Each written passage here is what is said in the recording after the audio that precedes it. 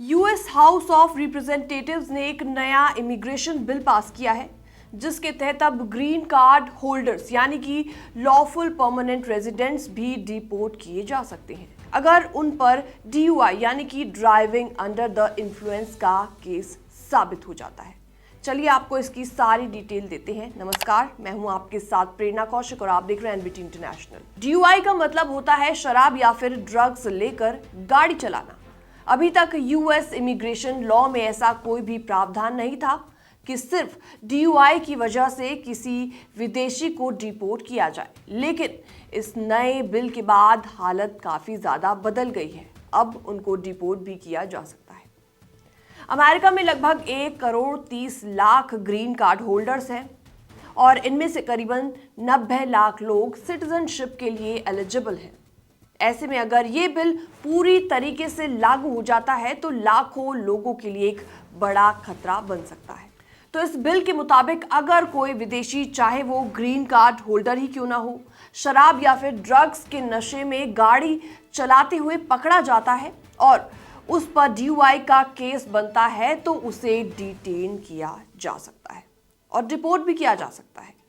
यहां तक कि अगर ये केस सिर्फ एक छोटे लेवल का यानी कि मिसडिमीनर ही क्यों ना हो, तब भी डिपोर्टेशन का खतरा इस व्यक्ति को हो सकता है।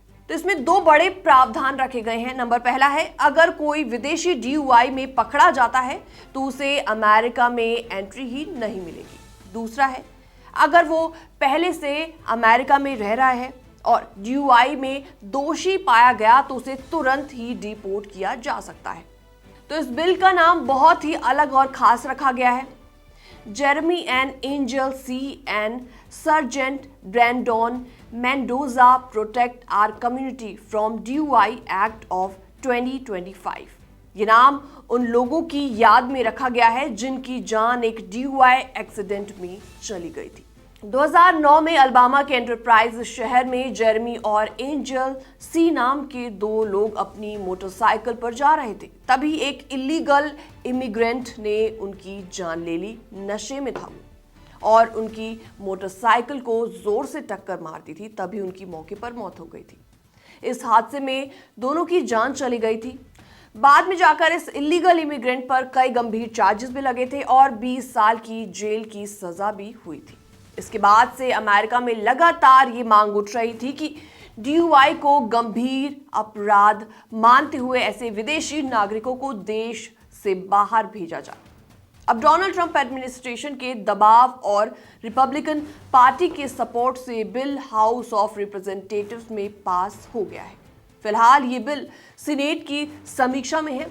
अगर वहां भी इसे पास कर दिया जाता है और राष्ट्रपति की मंजूरी इसमें मिल जाती है तो ये नया कानून बन जाएगा और इसका सीधा असर भारतीय ग्रीन कार्ड होल्डर्स पर भी पड़ेगा।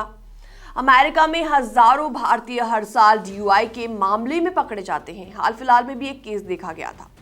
आपको बता दें, पहले ये सिर्फ फाइन देकर या छोटी सजा काट कर बच जाया करते थे, लेकिन अब सीधे डिपोर्टेशन का खतरा मंडराएगा। तो कुल मिलाकर साफ है कि अमेरिका ग्रीन कार्ड होल्डर्स और इमिग्रेंट्स के लिए और ज्यादा स्ट्रिक्ट हो गया है, सख्त हो गया है।